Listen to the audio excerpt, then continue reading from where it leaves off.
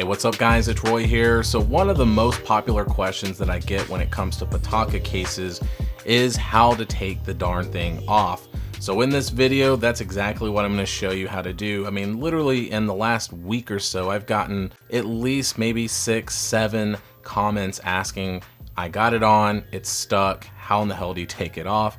And honestly guys, it's a hard one. It's one of the hardest cases in my opinion to take off. There's an OtterBox case out there that's really tough as well.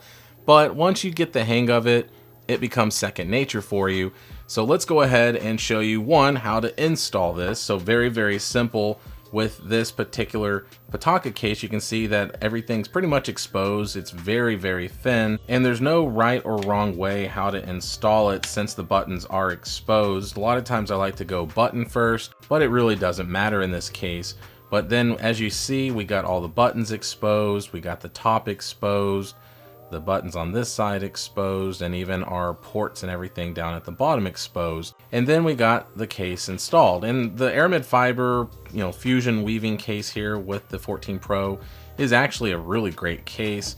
A little expensive, but it's a very nice high-end case.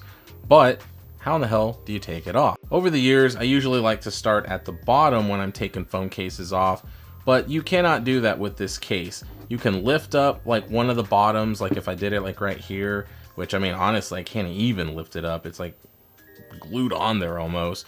And that's because you're not supposed to do it from the bottom. You actually got to do it from the top. And that's where it becomes a little more difficult for people. So with that, the easiest way I've found is to start with this side just to lift up that piece. So as you can see there, when I did that, see how I can just lift that up just ever so slightly?